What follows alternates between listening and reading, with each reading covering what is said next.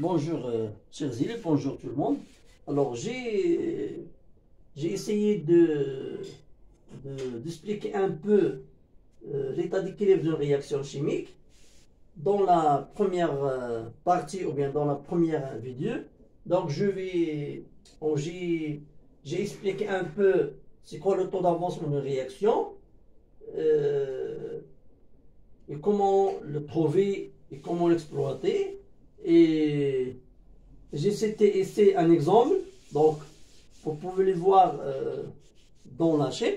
Alors maintenant, je vais donc expliquer l'état d'équilibre. Alors, pour les réactions limitées, donc l'état final d'une réaction limitée, c'est un état d'équilibre. D'accord? Alors, pour les réactions limitées, donc l'état final d'une réaction, c'est un état de réaction limitée. Hein? C'est un état d'équilibre. État d'équilibre dynamique. D'accord? Alors, comment on peut donc comprendre ça? Alors, par exemple, on a une réaction en acide, par exemple, AH en Q, donc plus H de l'état liquide. Il a donné A- plus H3. Ça, c'est une réaction limitée, le sens 1 et le sens 2. Alors, je veux tracer ici la vitesse d'une réaction en fonction de T. Alors, quand on fait un mélange ici, donc la concentration des réactifs à T égale à 0, elle est plus grande, c'est que la vitesse est plus grande, alors la vitesse, elle commence ici. Au cours de temps, au cours de réaction, donc les réactifs vont diminuer, alors la vitesse est aussi va diminuer. Mais quand les produits apparaissent, donc il a commencé à réagir entre eux, alors la réaction, elle va se développer dans le sens indirect, avec une vitesse V2. Ça c'est le sens 1, ça c'est le sens 2. Ça c'est V équilibre. Alors, quand on fait la mesure, par exemple, de pH, on trouve que pH reste constant, mais macroscopiquement, la réaction n'est pas arrêtée. La réaction, mais elle se trouve dans un état d'équilibre dynamique. D'accord? Alors, c'est-à-dire que le début, la vitesse du sens 1 est plus grande, et après, d'accord, et la vitesse, elle devient le même. D'accord? Il devient la même, la vitesse après instant. Alors ça, pour cela, on dit que l'état final d'une réaction, c'est un état d'équilibre dynamique. Alors, ce qui est important que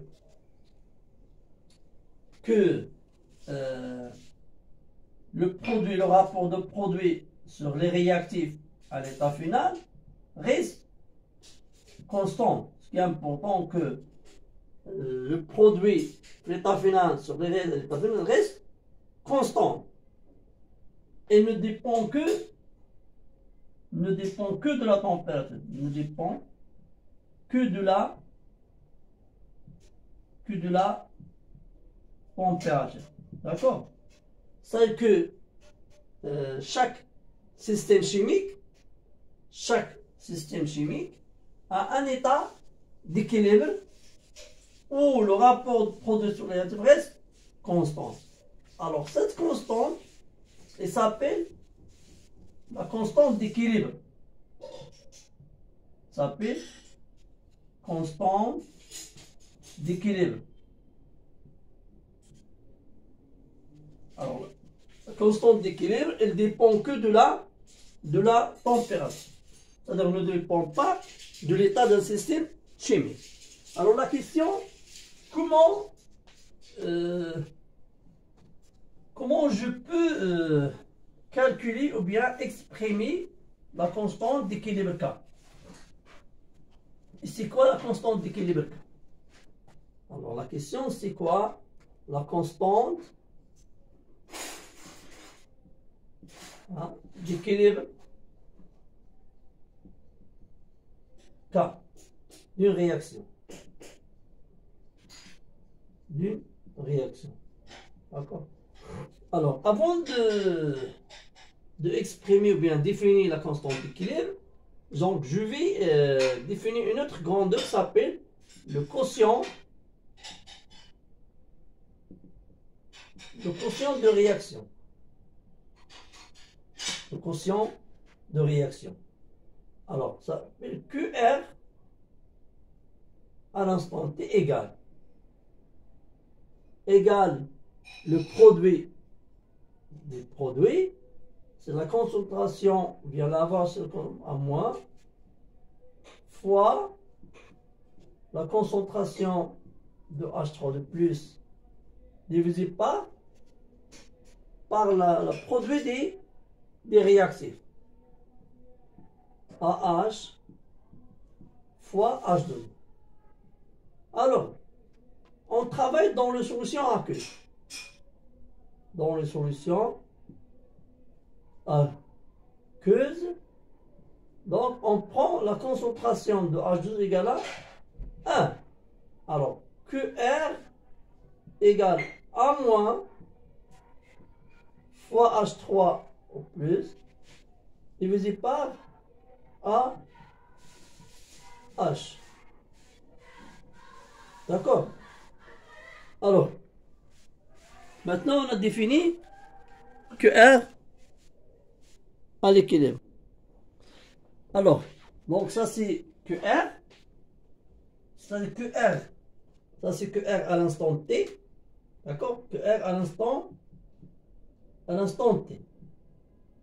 On peut lui exprimer que R en fonction de X, bien sûr, et on peut trouver que R à l'instant T final. D'accord? Alors, par exemple, on a ici, donc pour l'état, ça c'est CA VA moins X, ça c'est en XC, ça c'est X, ça c'est aussi X. Ça c'est à l'état final CA VA moins X final, ça c'est X final et X final. Alors, QR pour exprimer QR en fonction de X. Alors, QR en fonction de X. Alors, avant d'exprimer QR en fonction de X, donc il faut exprimer ces concentrations en fonction de X. Alors, on a, d'après le tableau, la concentration de A-, c'est la même concentration de H3 de plus, d'accord? Égale, c'est X sur V, la quantité sur le volume. Donc, c'est X sur VA. D'accord? Alors, la concentration de AH, d'après le tableau d'avancement, égale la quantité de AH, CA VA moins X, divisé par VA. Donc, on les remplace, ces expressions, dans l'expression de QR. Alors, QR égale à X sur VA au carré. Donc, A moins fois moins, c'est au carré divisé par CA VA moins X sur VA. D'accord? Alors, il devient sous forme. Alors, QR égale X carré, X au carré, VA fois CA VA moins X. Ça, c'est QR à l'instant T. Alors, QR initial, c'est QR à x égale à 0. C'est 0. QR à l'état final. Bien, QR à l'équilibre égale à x final au carré divisé par VA, CA, VA, moins x final. Ça c'est QR. Alors, par exemple, donc, alors, pour la concentration C1, on trouve QR, par exemple, à l'équilibre égale 1, 6, 10 moins 5, 10 moins 4. Alors, j'ai changé la concentration C2, on trouve que R final est aussi égal à 1,6, 10 moins 4. Alors, cette grandeur QR finale ne dépend pas de la concentration, ne dépend pas de l'état initial. Alors, puisque QR final ne dépend pas de l'état d'un système chimique, alors elle reste constante quel que soit l'état d'un système chimique. Alors, ça c'est, on le note par K. Donc c'est quoi K? C'est QR à l'équilibre. D'accord? C'est QR à l'équilibre. Alors, chaque système chimique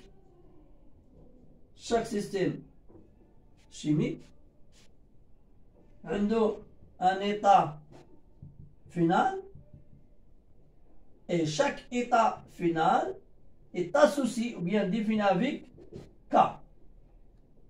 Et K, c'est une grandeur expérimentale. D'accord? C'est quoi? C'est-à-dire, quel que soit C, K de C1 par exemple, égale à K de C2. D'accord?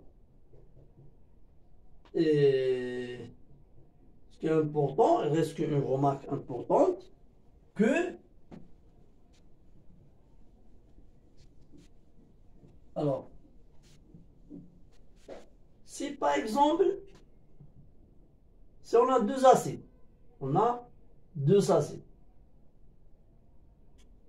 acide 1,1H, la réaction dialumènement il a donné taux 1, la réaction A2H, la réaction dialumènement égale à C2. Donc donc C1, de même concentration C et de même concentration C. On prend deux acides de même concentration, mais à la fin de la réaction, on fait la mesure du pH, on trouve par exemple pour l'acide 1H taux 1 et pour l'acide 2 taux 2. Si taux 1 supérieur à taux 2, c'est-à-dire quoi? C'est-à-dire 1H est plus fort que A2H. Ou bien AH est plus dissocié dans l'eau que A2H. D'accord? Mais quelle est la relation entre taux et K?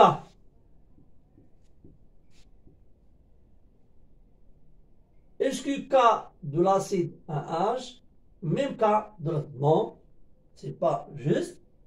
Alors, si on change le système chimique, l'état final change et K change aussi. Mais ce qui est important que si K augmente, c'est-à-dire quoi?